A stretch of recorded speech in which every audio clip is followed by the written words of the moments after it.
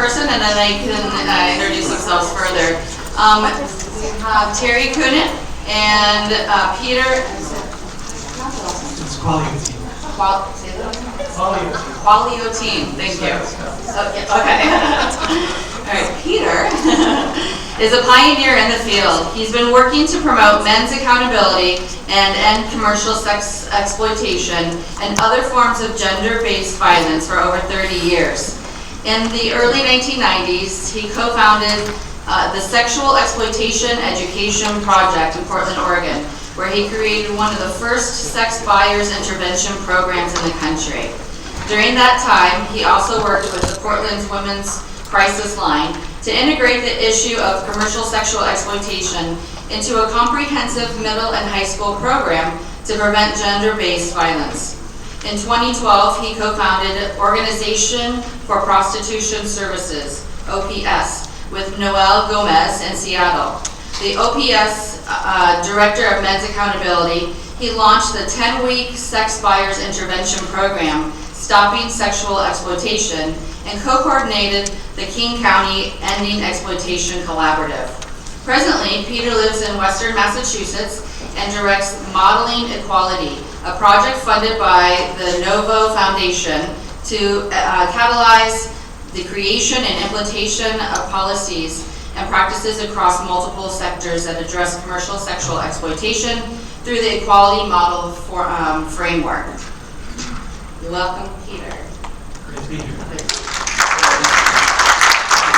Then we also have Professor Terry Coonan, and he's the founding executive director of the Florida State University Center for Advancement on Human Rights and a practicing human rights and immigration attorney. The center provides pro bono legal assistance to victims of sex trafficking and labor trafficking and works closely with the state and federal law enforcement officials and prosecutors in providing victims assistance in the investigation and prosecution of trafficking cases. Professor Coonan teaches human rights course in the Law, Criminology, and Film School at FSU. He served as the lead researcher on the 2010 Florida Strategic Plan on Human Trafficking, commissioned by the Florida Legislation and the Governor's Office, and currently serves as an appointee of Florida Attorney General Ashley Moody on the Florida Statewide Council on Human Trafficking. He has worked closely with Florida legislators in the drafting of Florida's anti-human trafficking laws for the past 2 decades. Professor Coonan has trained law enforcement agencies and service providers nationwide on best practices in the anti-trafficking field. As the leader trainer for the National Judicial College, he has trained judges in over 30 states on human trafficking. He has served as an expert witness on federal human trafficking lawsuits, been a consultant for the White House, and currently serves as a subject matter expert as the US DOJ project to increase the investigation and prosecution of labor trafficking cases nationwide. Welcome, Professor.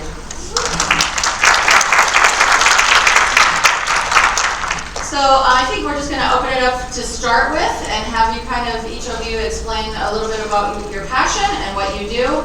And we'll go from there. We also will be taking questions as well. So Peter, you want to get start? Sure. Is this on? Yeah. Okay. Yeah, I'll get it started. It's a pleasure to be here. And I'm no expert on labor trafficking at all. In fact, I've not done any work on labor trafficking, so I'm really glad to be sharing the panel with you.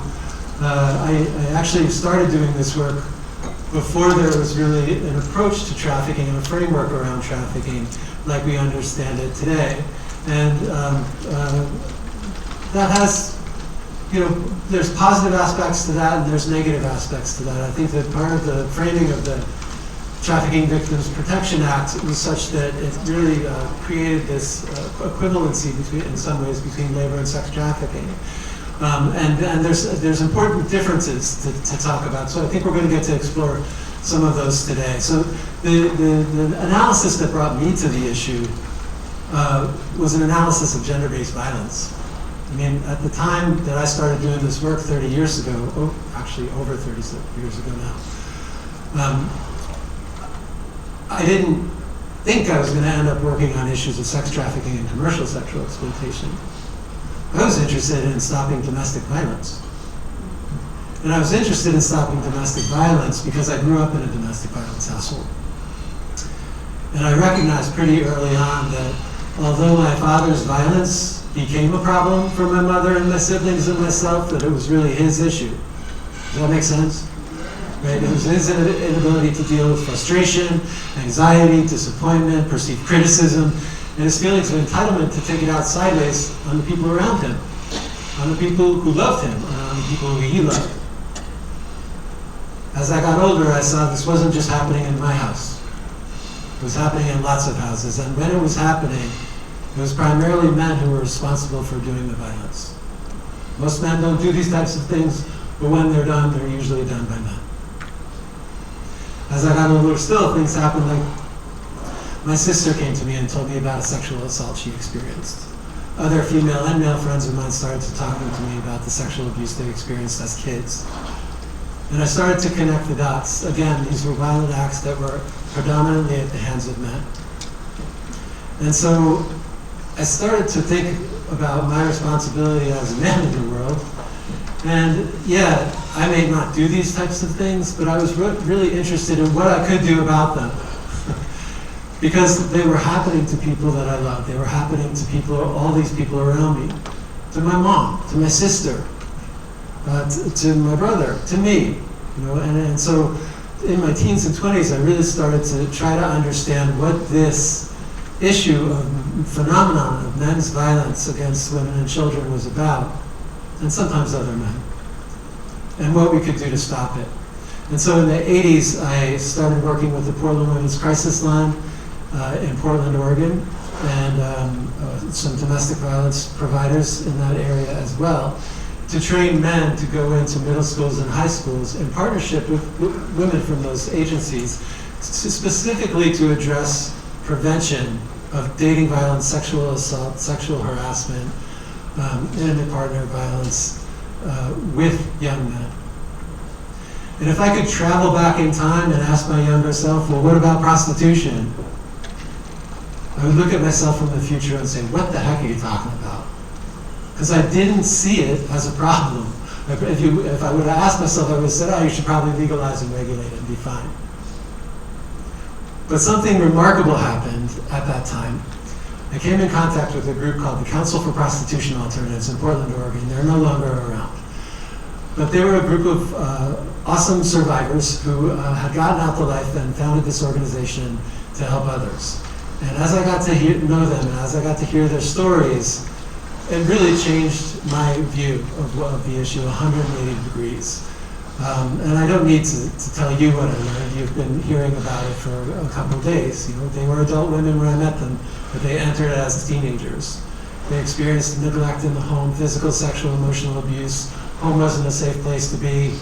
They ran from home, or they were taken from home and placed elsewhere, or they spent a great deal of time away from home and were vulnerable to manipulation by significantly older men,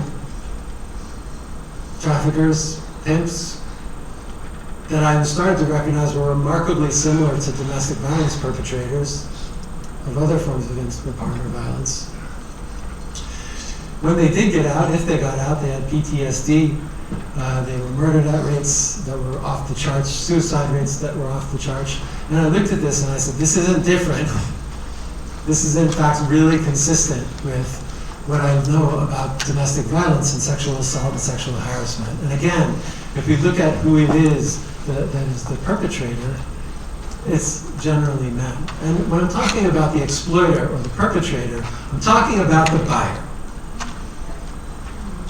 I think that there's this idea, this is one of the ways that I think the federal definition of trafficking, when we talk about adults, right, there needs to be what? Force, fraud, or coercion. It creates this necessity of having this third party. And then people see the problem as the third party, when the problem is the primary person, the buyer of commercial sex. Sex buying is an abuse of power, and it's a practice of sexual misconduct. And we need to address it as such. You know, I've worked with probably thousands of sex buyers at this point in my career. And they're very often ones to say, you know, that you should really target the pimps because they're the bad guys out there. And many times, at some point in the 10-week program that I taught in Seattle, the buyers would have this kind of moment of guilt or shame, and they would come up and say, I didn't know about all of that harm that the pimps were causing. And I'm like, gosh, I don't want to participate in that anymore, so I'm not going to do this anymore. And I would look at them and I say, well, that's great, but that's not accountability. Right? Because what they're doing, it's an accountability dodge. The real question is, why did you want to have sex with someone who didn't want to have sex with you? And if you're going to get there, you need to ask yourself some tough questions, like why you're doing this in the first place. The two best answers I've ever had from men that come through the class about that, very honest answers. One guy said one time when I asked him why he bought sex, said, I buy sex because the only thing I'm more afraid of than intimacy is rejection. Which really means I want power and control. Another guy said a similar thing in a very different way. He said, I buy sex because I love sex, but I hate women. That was even a little much for me, and so after I picked my job from the floor, I said, what do you mean you love sex but you hate women? He said, well, I was married to one of them, meaning a woman, for 15 years, and she left me and took half of everything I had. So I'm never going to trust another one of them again. I'm just going to go pay for sex. And it dawned on me, and I said, oh, you're hurt. You felt betrayed. You have no clue about how to work through your grief and your feelings around this. So instead, you're going to amplify and project your anger against half of humanity because of your own inability to deal with what's up for you. Right? And I think that that's crucial to understand when understanding demand. You know, it's not just about economic, it's about a demand for sexual access to the bodies of vulnerable people. It's about power and control. It's about abuse of power. I want to not just acknowledge, but I want to just flat out say that this happens to boys too. This happens to transgender people too. And when it is a transgender person, when it is a boy, when it's a non-binary person who's being bought, who do you think is doing the buying? Far and away, it's cisgender men. There's an occasional woman out there, you know, the exception that proves the rule. But even more so than in domestic violence and sexual assault and child sexual abuse, it's men who feel entitled to pay for sex. And so it's men then that have a special responsibility to engage other men and boys in stopping buying sex. And so I'm really glad to join, and I know that we've got a lot to talk about here today, so I'm not going to take up too much more time. And I know that both of us have sessions, workshops afterwards too, later today. And that they're going to be available on video later as well, so that you'll be able to see everybody's that you don't see. So I know that this is going to be more of a conversation around a lot of issues, not just related to the demand for commercial sex, but labor trafficking as well, which is nuanced and different, but very important. And I would encourage us to think about these things as two parallel tracks, right? If I think about commercial sexual exploitation, at one end of this continuum of commercial sexual exploitation lies sex trafficking, right? Some of the most horrific forms. There's a lot of sexual exploitation that happens that does not meet the federal definition of trafficking. With labor trafficking, that's at the far end of labor exploitation. Is there a lot of labor exploitation that happens that does not meet the definition of trafficking? Absolutely.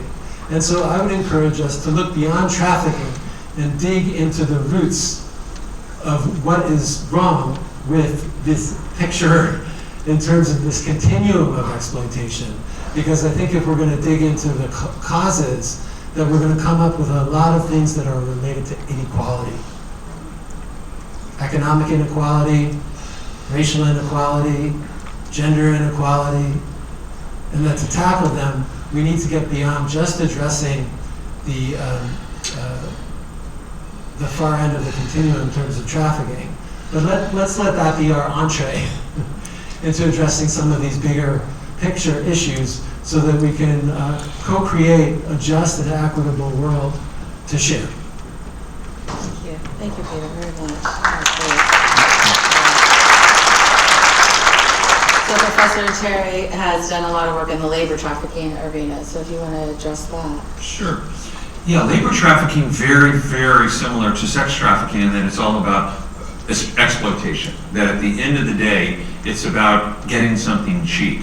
And one of the things that, as Peter mentions, we have to address is we have to have a holistic approach to combating trafficking. That, by the way, is one of the reasons that I'm such a firm believer in Catholic social teachings, that unlike other areas that kind of get lost in ideological arguments, Catholic social teachings reminds us of the centrality of the human being, that we're made in the image of God. That's the reason that I think probably all of us in this room are engaged in this kind of combating trafficking. But that at the end of the day, both sex trafficking and labor trafficking are about purchasing something cheaply. And as Peter mentioned, in commercial sex, it's this idea that a woman who's objectified can be purchased. But so too in the area of labor trafficking, that all of us as consumers have a role to play, because whether we know it or not, many of the items, the commodities that we buy every day are actually the product of slave labor. In the human trafficking class that I teach at our law school at Florida State University, I have all of the students routinely do this. There's a great app, Slavery Footprint, and that if you download that app, it will ask you a whole series of questions about what commodities do you buy, what fast food do you eat, what kind of, what's your watch, what's your cell phone, what kind of fast foods do you particularly like, and it will also ask you what brands of clothing do you buy, and it will then tell you at the end of about 20 questions how many slaves work for you.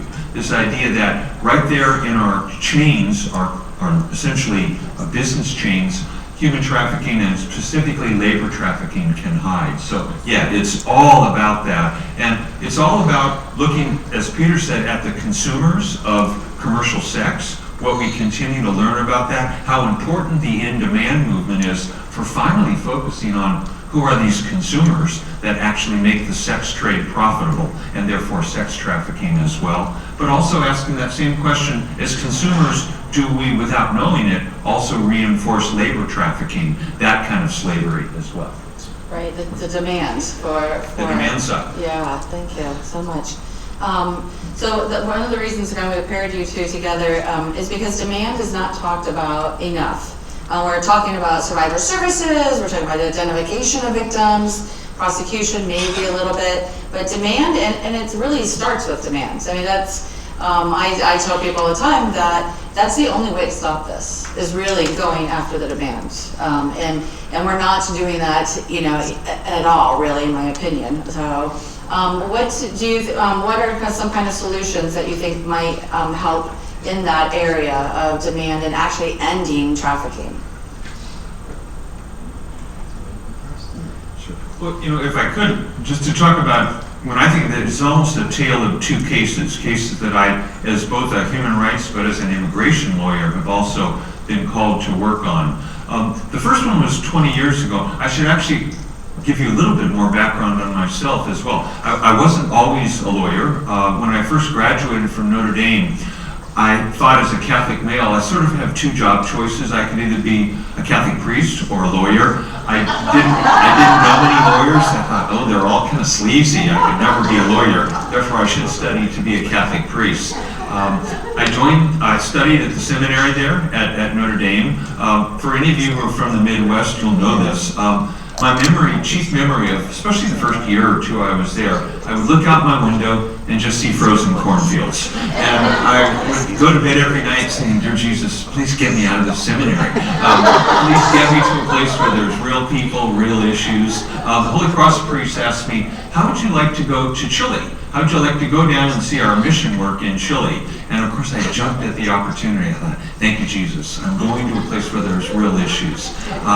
I realized going down there, it was a military dictatorship. I didn't realize that most of my work there wouldn't be traditional church work. It would be actually working with human rights victims. I can remember the first night I was there, the Chilean secret police, the military, used to have what they called allanamientos, where they would go through a very, very poor section of Chile, a shanty town, which is where I lived for a couple of years there, and they would just terrorize people. They'd either make them go stand on a soccer field all night long while they went through their house, or other times they just randomly shoot into people's homes just to inspire terror. And that happened the first night I was there, and I can remember one of the priests yelling to me, Terry, pull your mattress off your bed, put it on the floor, and sleep away from the windows tonight. And I can remember, even now, just the sound of that gunfire as I fell asleep that night. I could also remember thinking, that room back at Monroe Seminary at Notre Dame, it really wasn't that bad after all, was it? But my work down there for several years wasn't actually traditional church work. The other thing I really learned about was trauma, and that it was actually working with young survivors of torture that I did most of my work in, both young men and women. And as I look back on that, as I look back on really what we started to see about how trauma affects people, I could not have known then how important that background would be for now working with survivors of human trafficking. That the same kinds of trauma that our torture survivors experience is also experienced by our survivors. And Teresa, I have to say, I'm so excited that survivors are a part of this conference and are really the experts now in the anti-trafficking field worldwide. I could not have known, though, that that would also prepare me for work that I would later do as a human rights lawyer. When I first graduated from law school, I remember I worked for the Justice Department in Texas, in San Antonio, essentially advising judges on human rights or international law, at times refugee law. And I had a woman judge from Houston call me up at one point and say, Terry, will you come over here to Houston? We've just picked up a bunch of little Asian hookers and they won't talk to us. And even now I think back on the terminology of the field, a bunch of little Asian hookers. But when I drove to Houston and interviewed them, they were all young women from China, Korea, Thailand, and though we did not have the language at the time or the law, they were in fact survivors of trafficking. They were being exploited in massage parlors, but all of them owed $50,000, $60,000 as smuggling debts. That's what was being held over their head. But at the time, we didn't have human trafficking laws, and I can remember when I talked to law enforcement, they basically said, oh, you know what? These women chose to be in prostitution. And that was the paradigm that we looked at that point in time, that this idea that women choose to be in prostitution, that it was their choice. What the in-demand movement now tells us is that it's far more likely that it's about a lack of choices. It's about a very, very poor menu of choices that someone may face that can actually lead them to be in prostitution. And as Peter mentions, looking at who are the consumers that make that possible, that make it profitable, how is it that we can deal with that? The first case I was actually asked to work on human trafficking in Florida was an immigrant case. It was our child welfare agency who in about 2002 knew I spoke Spanish and said, Professor Coonan, will you come down to Miami? We've just basically had a case break about 60 young women that are all prostitutes, and we found them in trailer brothels on the edges of my farm worker camps. They won't talk to us. Law enforcement, we know terrible things have happened or that they've been engaged in this terrible prostitution, but they won't talk to us at all. They're too afraid of us. And what started as a research project, actually going down with, fortunately, a number of women from our social work school, also fluent in Spanish, was to interview these young women. We ultimately found out there were about 300 of them that had actually been lured to the United States with promises of non-existent jobs. They had all been smuggled in across the Texas border, owed about $2,000, were subjected to a terrible, terrible seasoning period in Houston where they were gang raped on a daily basis for about 2 weeks. They were beaten, locked into closets. one of the things in the human rights movement that we've looked at post-Guantanamo, post-9/11, is how long does it take to break someone down before they'll say things or do things that they never would? And what the young women that we interviewed in that case, it was called the coonan case. They told us it took about 2 weeks. 2 weeks of that kind of brutalization that they had not chosen at all.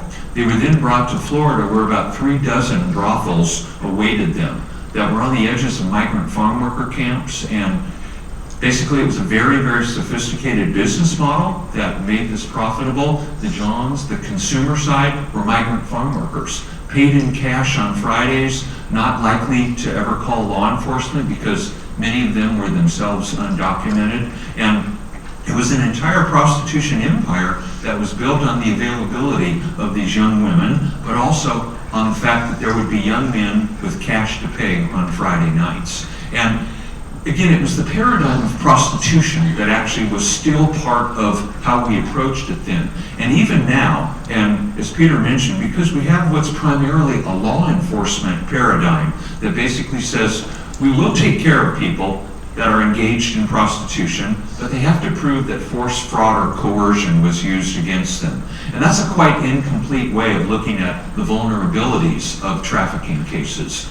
If you'll fast forward, it's 20 years later, just last year I was pulled into a case right in Tallahassee, Florida. The FBI pulled me in, and this time it was U.S. citizen victims, young women, many of them minors, many of them not, but that they were exploited by local pimps right there in Tallahassee, Florida. We now understand, of course, that it's young U.S. citizen women that make up the largest group of sex trafficking victims in the country. We still see cases that involve foreign national women and men in labor trafficking especially, but it's our own U.S. citizen daughters or sisters, nieces. They are actually our largest group of victims. And what this case involved, and we'll look at it more in my breakout session, was U.S. citizen pimps that lured these young women in through drugs, that they basically promised them drugs, and that initially starting with marijuana, but very deliberately moving as part of their business model into much harder drugs. And ultimately, basically saying, for you to get more drugs, this is what you have to do. A terrible phrase, you have to turn tricks. You have to turn 20 tricks a night. That's when we'll give you your mollies, your street pills, maybe your heroin. And that was the means by which these young women were actually trafficked. They were advertised on social media. There's not a brothel. No, they were advertised through Facebook Messenger. And very fortunately, the perpetrators were actually all tried. They're all doing hard federal times, 30, 35, 40 years. But what's most revealing to me is that the FBI has actually identified through Facebook, and basically they got subpoenas to go back on the Facebook Messenger, and they've identified 177 local men who are the Johns, and they're being tried now as sex traffickers. And it's a great reminder that this is how far we've moved. It's still a criminal law model, and we'll talk about that in my breakout session, that don't we still have to get beyond that and look at the vulnerabilities of people, usually the women that are being exploited. But we're finally legally also starting to go after the Johns. We're starting to go after the very people that perpetuate sex trafficking and prostitution. So for me, those two cases stand out as just ways that the paradigm is changing very, very appropriately. And how is it that we can continue to do that better? I'll also look at how do we need to do a better job working with the victims, working with the survivors. That's a crucial part of it. The in-demand model doesn't necessarily reach to that length, and I wish it did. We'll talk about that more in my session. But as Peter said, we're finally addressing the demand side. What are the people or the forces that, as a business, make sex trafficking and prostitution profitable? Thanks. When I think about ending demand and what we need to do to end demand, I think we need to change social norms. I think that that's really essential, that we need to change culture in order to end demand. I think that the norms specifically around men's socialization and the way men are socialized to view women really is crucial if we're going to end the demand for sexual access to the bodies of other people. There's a whole set of messages that men get when we're growing up, right?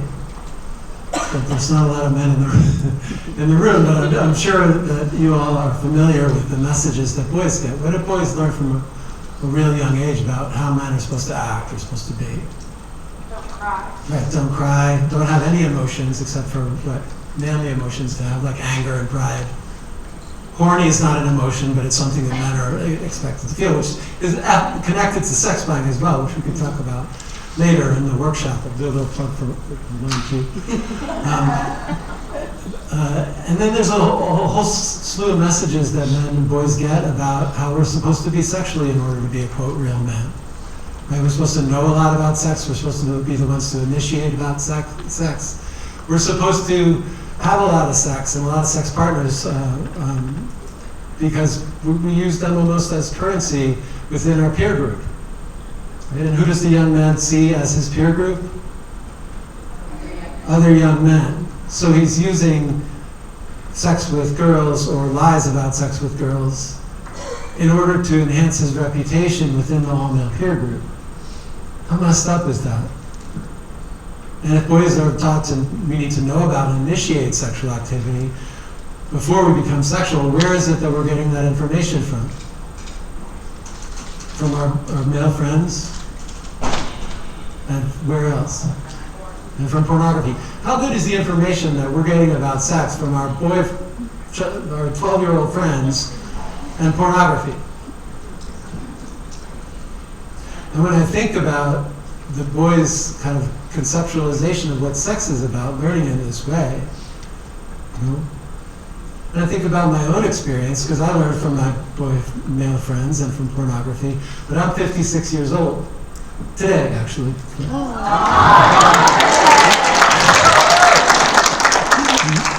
My wife is like, why would you go do a conference on sex trafficking on your birthday? But it's old, and it was magazines. It was Playboy and Penthouse and Hustler, but it was still problematic, you know? It was still about bringing that magazine to school, and when you found it under your dad's bench in his shop or wherever, you bring it into the bathroom, and there's a whole group of 12-year-old boys circled around looking at it, talking about what they want to do to her. And how ridiculous, how heartbreaking is it for me to think back now to the things I said and the things I laughed at in that sort of context. You know, and it doesn't end there. It's like boys go home and masturbate to that pornography. Nothing against masturbation, but when you look at this is not a real person. It's a magazine or a computer screen or a video monitor. An orgasm is an incredible behavioral reward for learning to treat a person as an object and teaching your brain and teaching your body to get aroused to another person as an object, to get aroused to the power imbalance that's inherent when you conceptualize the other person as an other, where you're not occupying intersubjective space, the space between us, right? Where love happens, where art happens, where God happens. So when we're looking at the socialization of boys, that's what we're looking at. And you can imagine how that influences the way that boys have sex later on. We know that young men start buying sex when we're 20, 21. The way boys are taught to view girls is not through that act like a man lens, right? It's through a good girl, bad girl dichotomy. And good girls are what? Virgins, right? Obedient. How do they dress? Modestly. Dress modestly. Are they loud or quiet? Quiet. Okay. Do they drink or use drugs? No. Okay. And how about bad girls? What are the stereotypes that come to mind? And again, this is not about real people. This is about ways that we put people in categories and then treat them differently based on the category we put them in. Right? She's a slut. It's no accident that the names that we have for bad girls have to do with prostitution. How does she dress? Provocatively. Note the root word provoke. Does she use drugs and alcohol? Is she loud or quiet? Okay, we could go, somebody said loud, really loud. We could go through and talk about this, but the reason I'm pointing it out is because the bad girl construct is one that informs our understanding of commercial sexual exploitation and violence against women more generally. Right? Well, a mother of this movement, Evelina Giobi from Whisper in Minneapolis many years ago, possibly the best acronym for an organization anywhere. They were around in the early 80s. Women hurt in systems of prostitution engaged in a revolt. And she said that prostitution is not like anything else, rather everything else is like prostitution because it's a model for women's condition. And what she meant when she said that was just this: the good girl, bad girl dichotomy is operative. Think about the questions that get asked of a rape survivor when we learn that she's been raped, that blame her. What are they? What were you wearing? Oh, were you dressed provocatively, root word provoke? Because then it's your fault. What are the other things that get asked? What were you drinking? What's your sexual history like? The question is really, were you a slut? Were you a whore? Because then you deserve what you got. Right? And so these the two things, like gender socialization for boys and the way boys are taught to look at girls and women, are crucial if we're going to understand why sex buying happens. And research with sex buyers has borne this out, that the sex buyers, and actually some research that was done with sex buyers and men who did not buy sex bore out the same thing, that not just sex buyers, but men generally saw women who were in prostitution as intrinsically different from women who were not. And so that's a lot. And if we're going to change that, we need to change the culture. And if we're going to change the culture, we need to take a look at this idea about transactional sex. I was on a call. One of the most difficult things about my job is basically to try and get people to end demand and focus on sex buyers. One of the most difficult parts is not the sex buyers. They're easy. The sex buyers are the easiest part of the work that I've done. They're like, yeah, you're right. I'm messed up, and I'm taking it out on other people. What can I do about it? Or I don't want to do anything about it. But they understand. The hardest people that I work with are people in the community who hold these same values around men's entitlement and about blaming the victim. I remember talking to this, it was on a Zoom training I was doing to some judges in the Midwest, somewhere in the Midwest. And they were, I was giving them some quotes from sex buyers. That's a way of trying to advocate for this new 10-week class that I've got. And one of the quotes from sex buyers that I gave is this. He said, well, we all pay somehow. Meaning, all sex is transactional. Meaning, you either have to marry them, or take them out to dinner, or treat them nice, or listen to them in order to have sex with them. And I see this judge at this city in this unnamed, on this panel in this unnamed city, and he's laughing. The worst participant I ever had in a sex buyers education class was in the early 90s in Portland, and he was a federal prosecutor. And he would say, I don't know about all this talk about objectification. Me and my buddies from the office, when we come up to Portland from Eugene, we like to go to outdoor cafes and we put on our sunglasses, and as the women walk by, we rate them 1 to 10. So it's not just a problem of prostitution. It's not just a problem of trafficking. It's not just a problem of commercial sexual exploitation. It's a problem more broadly about gender-based violence and inequality. And if we're going to get beyond that too, we need to understand that this is intersectional and that it extends to all forms of inequality. So again, I would say let's find a spot where we can dig in to co-create a culture that's based on equality as an alternative to one that's rooted in power over other people and inequality and dominance. What can we do to build a world of mutuality, mutual respect, and love of the other? Because crucially, like the guys in the class around week 5, usually come in and say, well, this class is about a lot more than prostitution, isn't it? It's like, yes, thank you. Thank you for understanding that, since we've been talking about power and the life that you want to live in, the world that you want to live in. You know, so the question then is like, what can we do, right? What can we do to create societies rooted in mutual aid and mutuality and taking care of one another? There's this way that I talk to the sex buyers about. You know, you can have sex in these two modalities. One is about power over and one is about power with. Which one do you want to have? Which one feels better? And it's always about power with. But that requires something great from the person who wants that. Right? It requires vulnerability. It requires you to really inhabit an authentic sense of self. Like, you do not get to have those I-thou relationships unless you're open to them.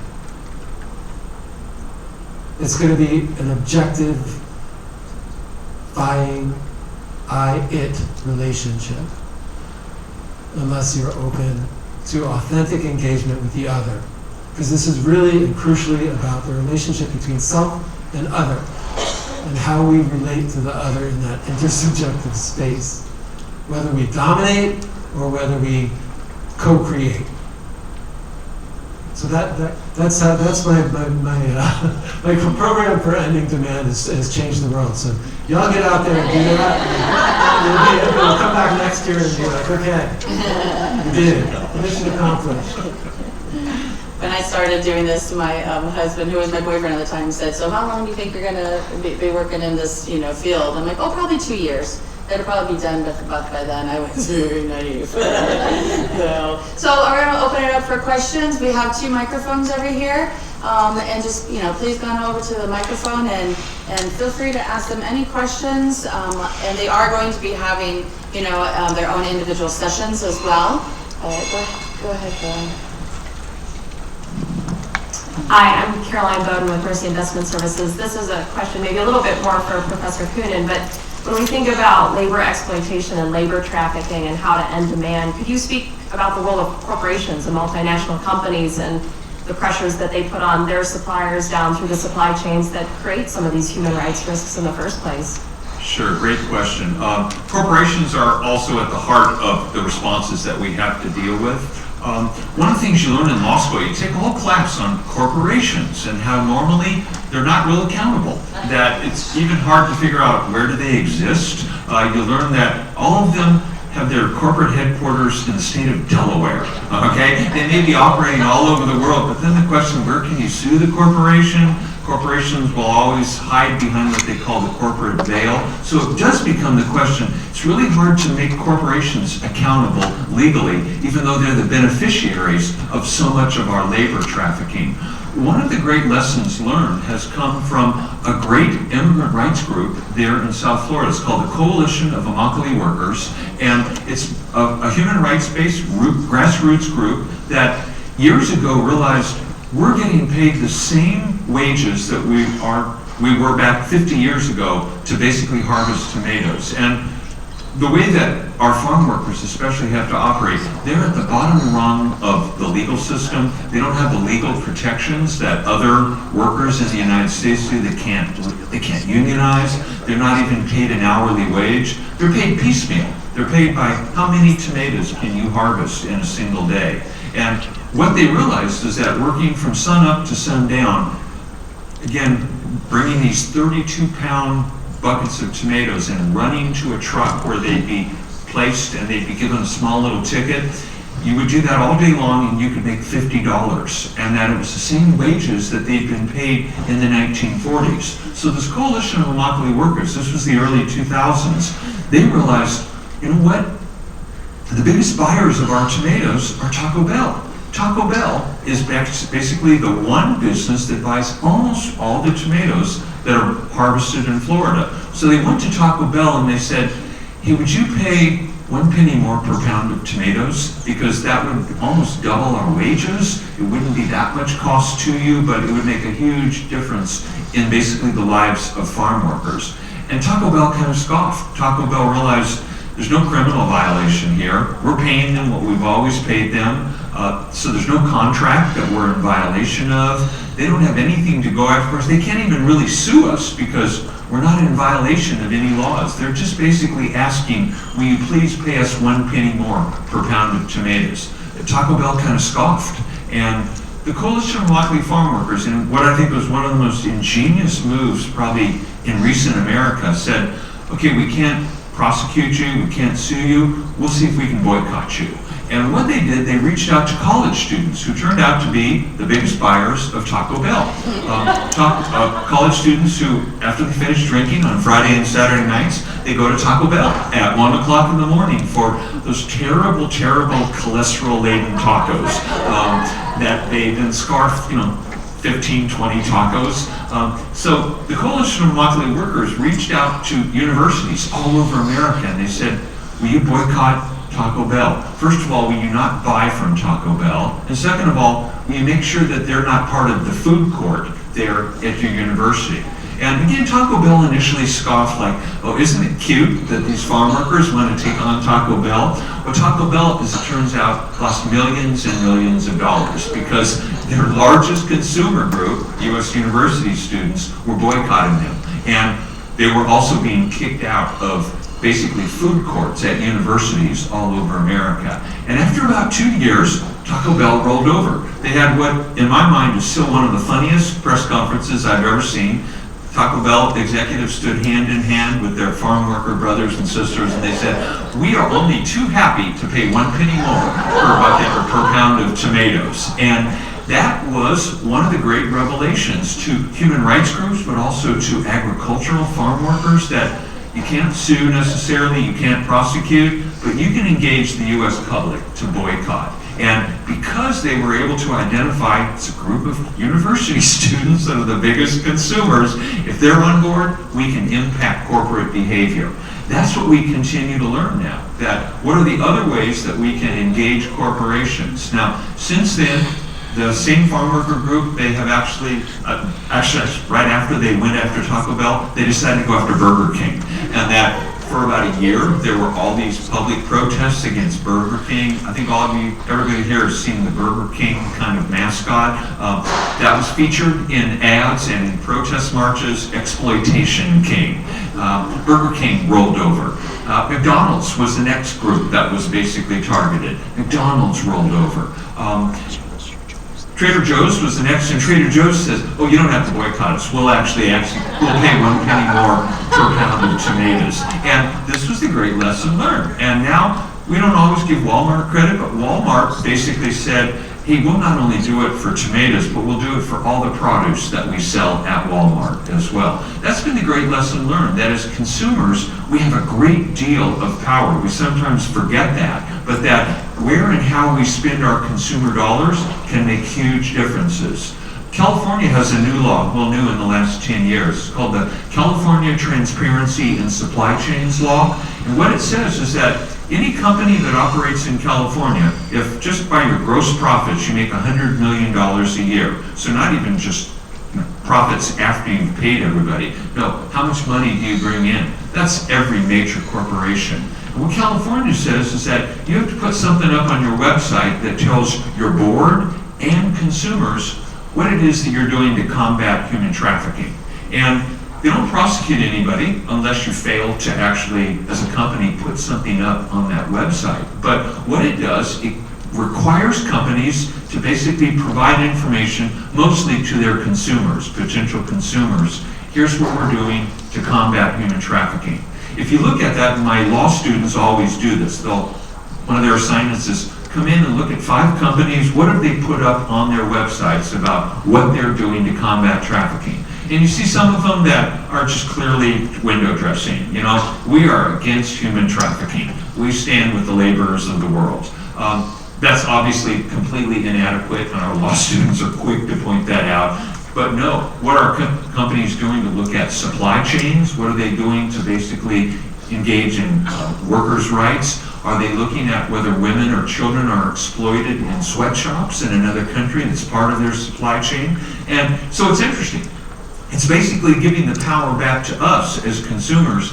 How and where do we want to spend our consumer dollar? And that is really key when we address labor trafficking. That's all of us as consumers that have the ability to make corporations more accountable. So that's a very long answer to a short question, but hopefully it'll point us in the direction that all of us have huge abilities as individual consumers to basically decide where our consumer dollars will go.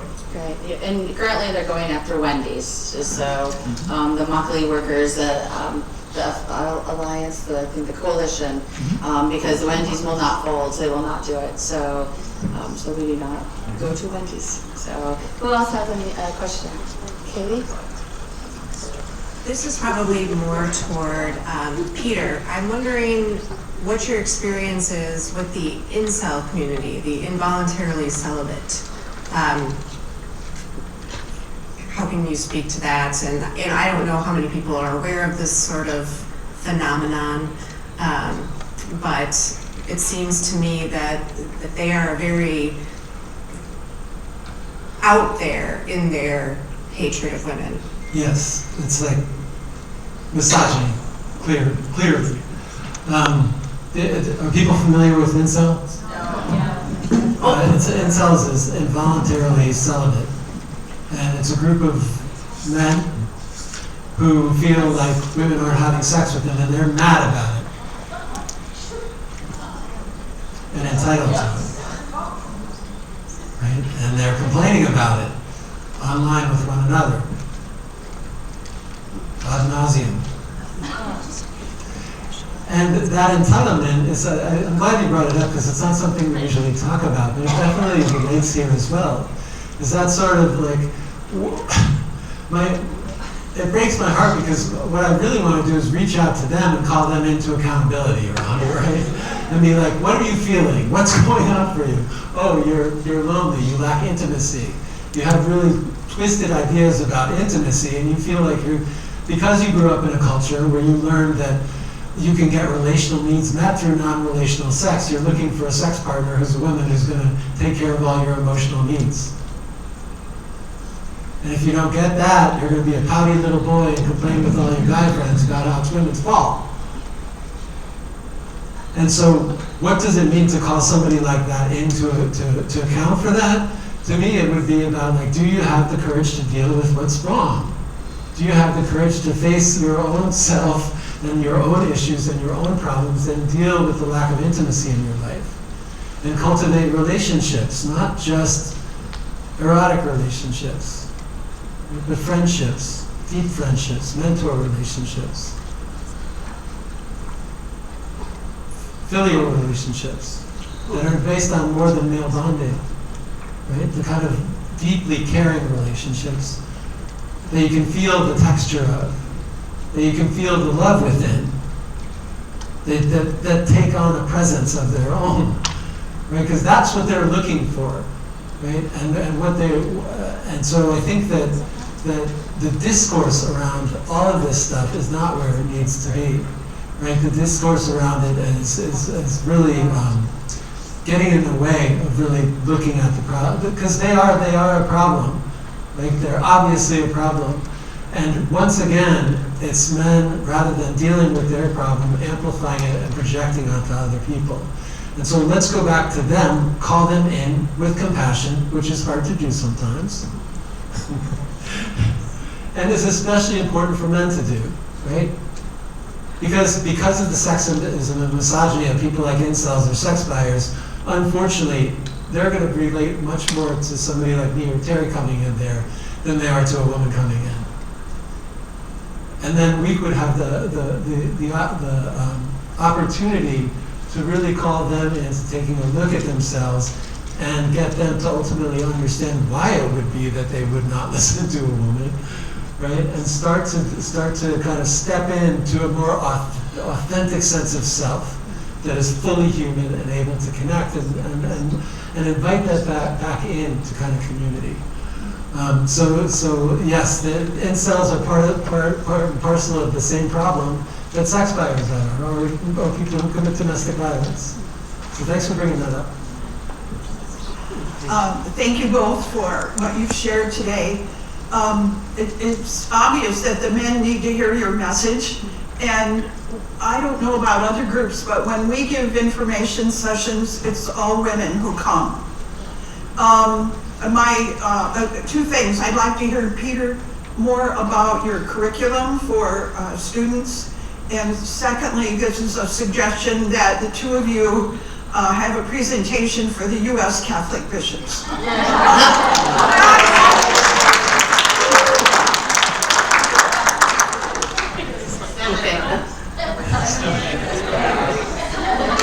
So I can speak to for decades I've been trying to engage men and boys on this issue, and I can remember really early on starting to kind of put up signs, and back when you used to put up signs, and put advertisements in papers, men interested in men's accountability and stopping violence against women, right? Please come check it out. And there would be like 50 people that would show up, and 48 of them would be women wanting to see who these men were. So I had to get a little crafty about it, and I was one of the first men who went through the 40-hour training at the Portland Women's Crisis Line, same training that the women who answered the phone got. And they just let me go through because I was interested, and I thought the information would be helpful, and it changed. It blew me away, because of my privilege as a man. That reality wasn't something I had to deal with, and hearing from survivors and hearing those stories and the women that I answered the phones day after day, it just really rocked my world. And I already felt I had a good understanding, but it really deepened things.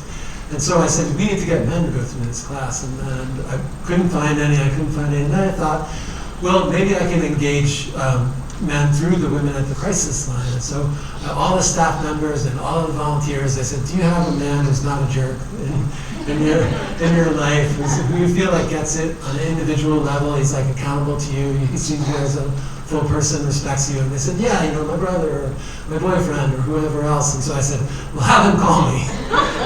And I became known as that damn Peter guy. But what we did was we got a first cohort of about 12 men that came through the 40-hour training, and we worked together, a good portion of those men, for almost a decade in Portland back in the 90s.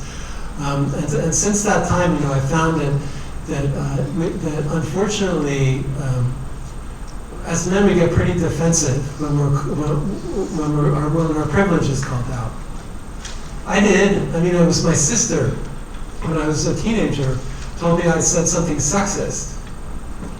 And I immediately escalated. What do you mean? What do you mean I said something sexist? I don't support U.S. wars in Central America. And what that has to do with sexism, I'm not sure. I was just trying to put my progressive self out there. I'm anti-racist. I support women's equality. All of those things. And then, I went to bed that night and I thought, what was it in me that was so angry about that? Here's my sister who I love more than anything, that's so close to, and yet she said this thing and set me off. And so I came back to her the next day. I was like, Gina, I don't know what came over me yesterday, but I was going to apologize. And she said, I do.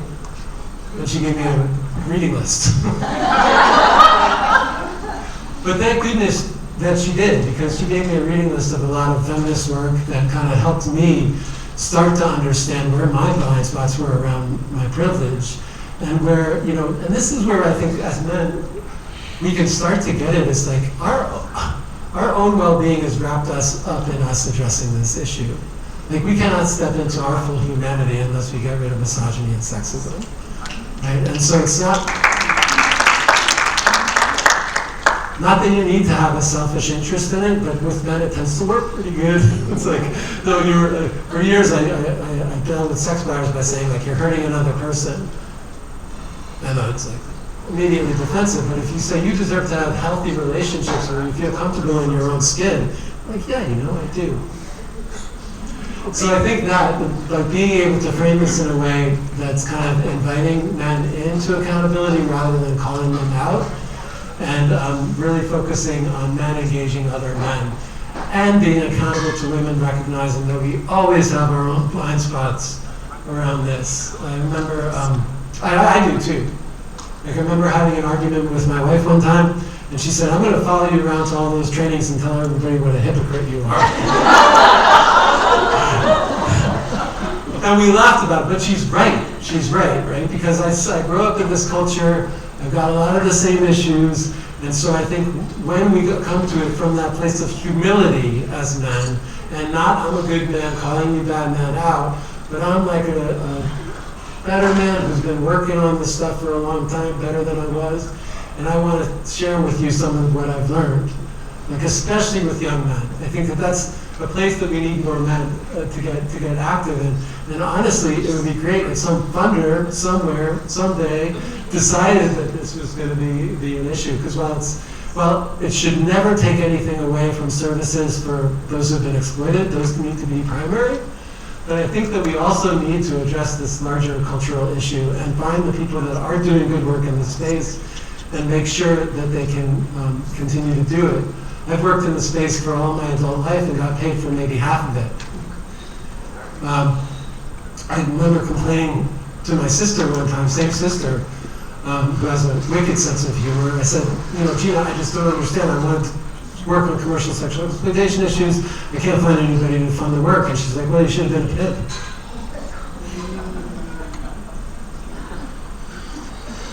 And she's right. There's a lot of money in commercial sexual exploitation and very little in fighting against it. And so if we start getting levels into the work to end commercial sexual exploitation like there is on the other side, it's going to be easy to end. Okay. Hi. I'm originally from the Philippines. It's a maternal culture. You were talking about culture, about equality. Okay, the Filipino woman feel that we are equal to men. So even in our upbringing, the mother had more power than the man. So when I came to the United States, I feel so bad that, that's not the way in the United States as being, and for modeling, okay. But getting back to modeling,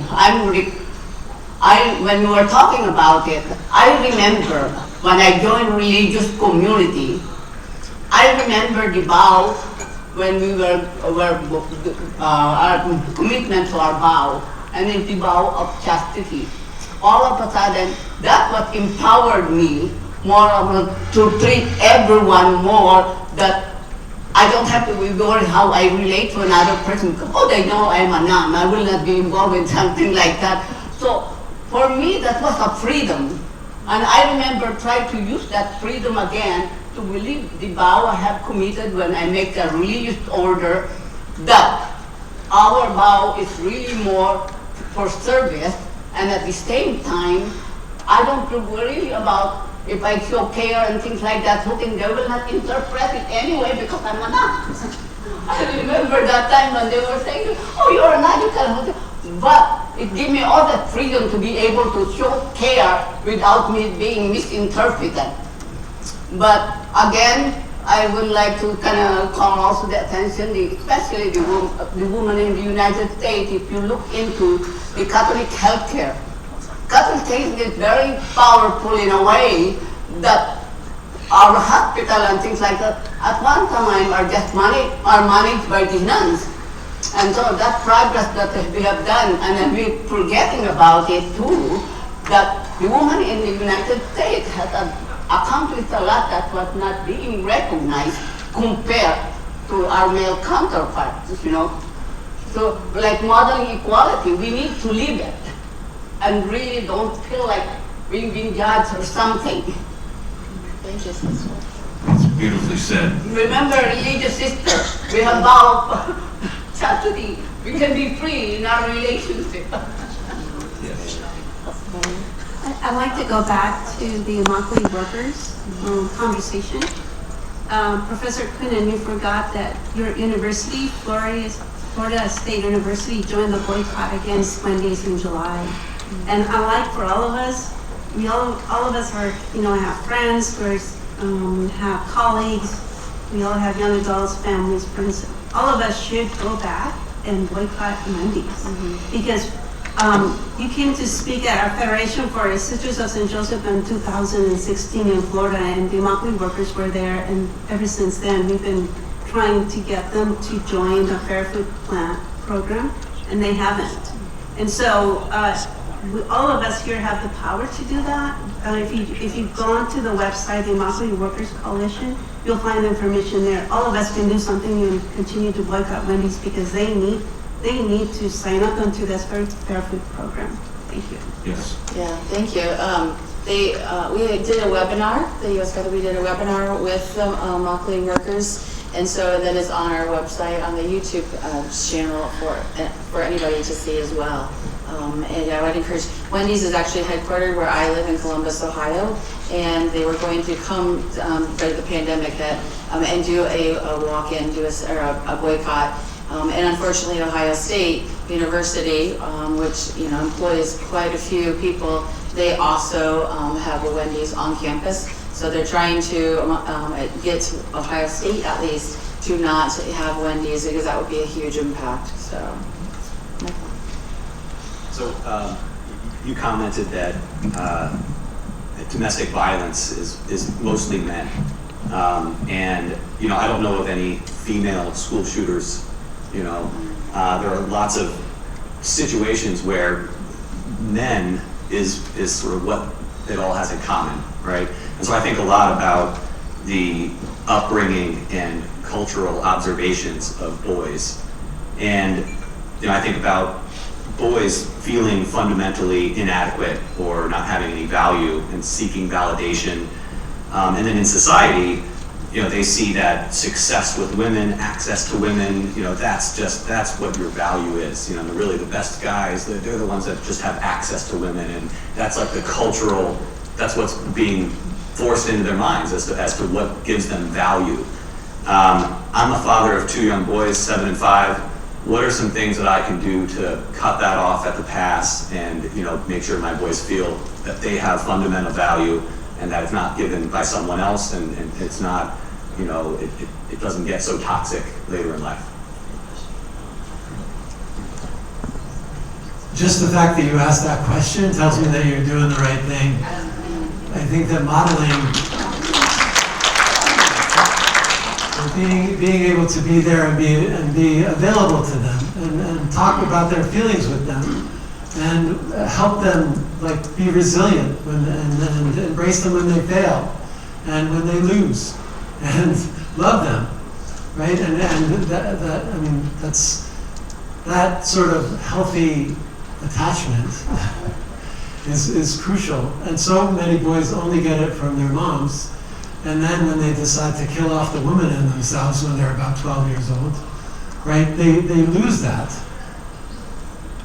And they get in with their male peer group and they start stepping into this identification with dominance and these transactional relationships with other men that are more truces than relationships, and that requires the subordination of others, right? That's the setup. And so I think that by being someone who encourages them to be able to be vulnerable, to be resilient with their shame, to be able to talk about it when they're feeling down, blue. I have a story for everything out of my sex buyers class. But I've got a quick one that'll help illustrate this point. We had a guy in the sex buyers class one time, and we would do a go-around question at the end of every session, and this session was, who do you talk to when you're feeling down? And it's remarkable how many men don't talk to anybody when they're feeling down. But that's usually what they'll say. This particular guy, we got to him and he said, I don't feel down. I felt like, oh, he must not understand. When you're, maybe depressed or sad or lonely, he's like, no, I don't feel depressed or sad or lonely. And I added a couple more things. He said, no, none of those. He said, I only feel happy. And then he skipped a couple beats and then he said, unless I get enraged. Right? And the whole class erupted because we had just talked about how anger was one of the permissive emotions for men, and that things get funneled into anger and horny when there's a lot of other feelings. And so that sort of kind of emergent rage that you're talking about in whether it's a school shooting or whether it's an intimate partner relationship and that sense of entitlement, that I get to take it out on them this way. Like the preventative work around that is work of love and relationship, and being able to build that relationship and create that space where things are happening rooted in mutuality rather than fear of the other.